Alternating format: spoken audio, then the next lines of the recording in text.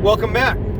My name is Patrick Nolan. This is Pat Talks Law, Windshield Time. I'm an attorney licensed in the state of Missouri. I did that totally backwards. It has been that long that, I'm just screwing up things like an intro. Wow. Well, good news. As of yesterday, last night, I learned that the Small Business Administration has been sued by a very large group of business owners for violating the terms outlined by Congress in the EIDL program.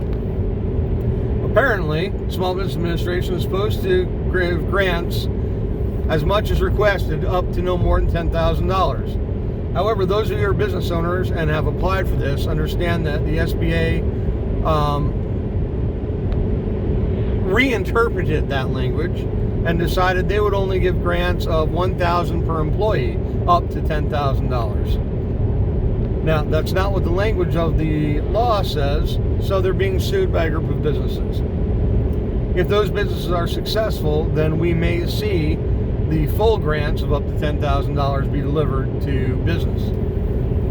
Don't know if that'll happen, don't know how that'll happen. Some of us may well be shit out of luck, because when we did our application online, we selected the checkbox. It was simply a checkbox up to $10,000. Now, will that be interpreted as requesting the full $10,000, or will that be interpreted as requesting an amount decided by them up to $10,000? I don't know. I know my firm clicked the checkbox because, hey, if there's free money, there's going to be a lawyer in line to get it.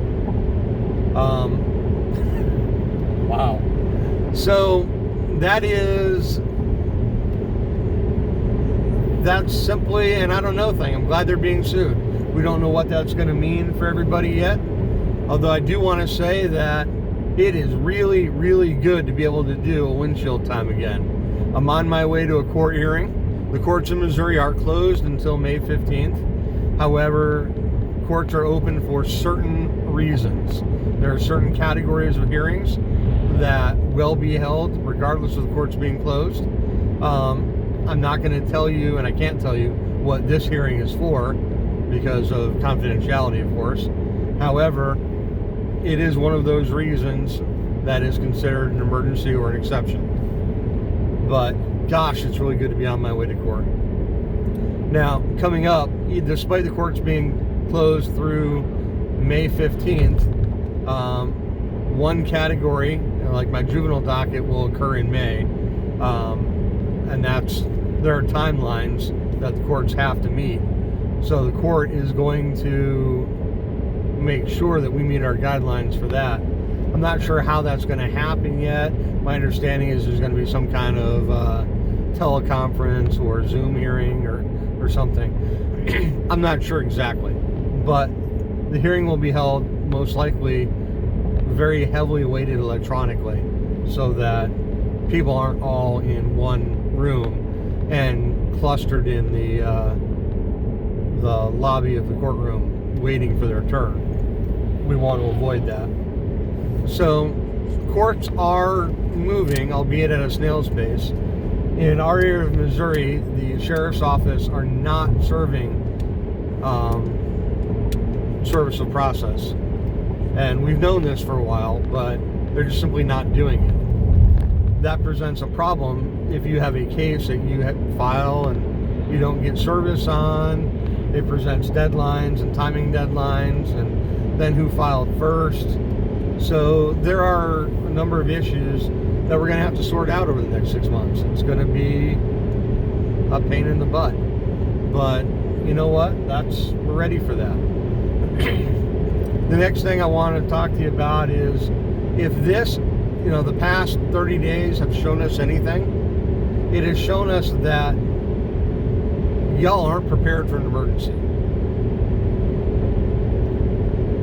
People have cleaned out the stores on toilet paper. They've taken everything edible off the shelves, except for a couple of items. Grocery store managers, walk your aisles, look at those items. Yeah, you don't need to order those anymore. But understand what that says about lack of preparedness. People aren't prepared for disruption in food supply that lasts more than 3-4 days. People aren't prepared for disruption in income that lasts more than 2 or 3 weeks. So, you really, really need to pay attention going forward to building an emergency fund. Build a cash reserve, okay? If you're like me and you're like, man, I'll probably just spend it, build it in some other way. Buy some silver, buy gold, buy those dollar coins. They're too darn heavy to carry around, but you can use them if you need to. There are things that you can do to build that reserve and build that backup, and you should. When it comes to food, if you're going, don't drop everything you have and keep us in a food shortage trying to stock up now. But when you go and you need 2 cans of corn, buy 3. Throw the extra on the shelf and build that up like that. Just remember to rotate it as you use it.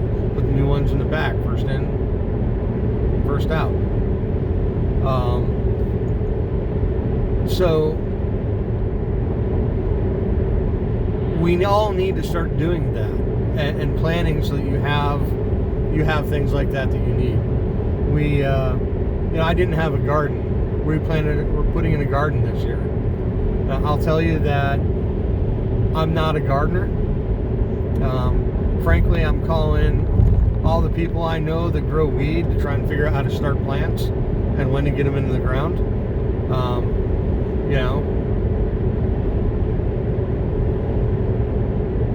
Don't laugh.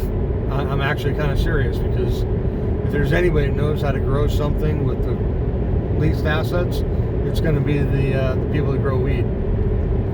Same thing with hydroponics. I've kind of explored that a little bit, but I'm not ready to make the plunge. So, we're putting in a garden in the backyard. We're fortunate we have a big yard, and we have space to put in a garden. But what we don't have is, it's not started. We haven't had 2 years of working on this space. So that will mean more work and less productivity. Had we been working for a couple of years, adding to it and ramping up wouldn't be as big of an issue. I've said it early on, I think victory gardens are going to be one of the things that pulls us out of this. And maybe that needs to be. And maybe we need to look at where we are critically. And I think as a result of this, you're going to see more people saving, more people planning for their future better. But there's also change in buying patterns. If your job is based on a frivolous industry, and you can look around and tell what's frivolous, you're not working right now, then I don't think people are going to come back to spending in those areas like they were. They're not going to be as eager to jump on that. So that's something that you should be aware of.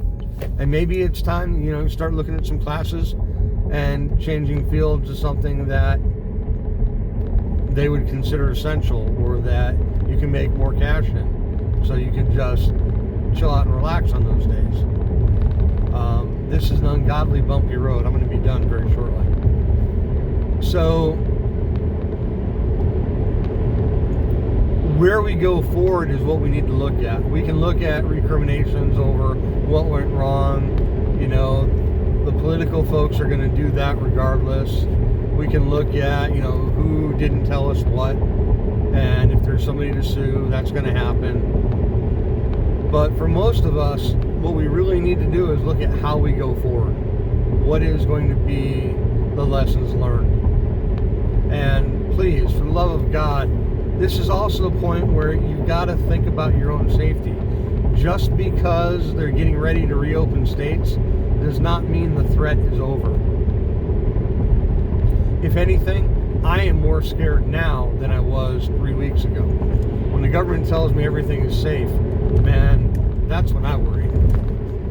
So historically, the secondary bump has always been the worst. 1918, the original round of the illness killed 4 to 5 million people. The secondary one took out 15 to 20. So, is this the same thing? No.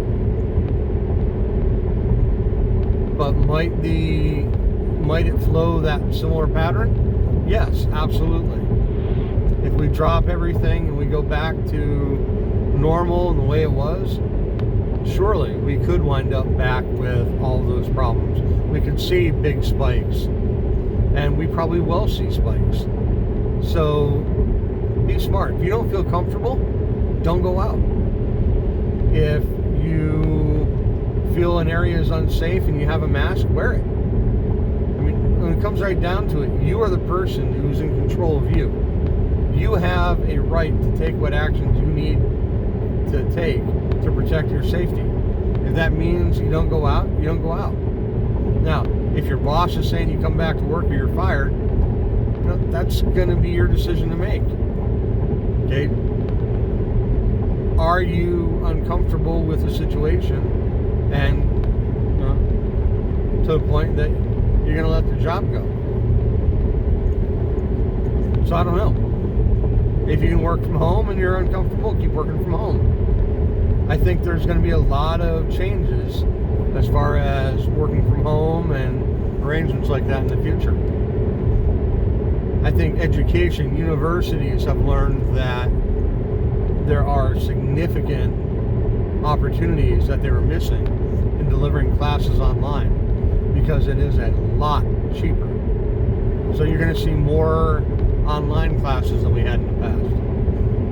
But so those are my thoughts. Stay safe, be smart, don't beat your spouse unless you're into that kind of thing, then keep it personal.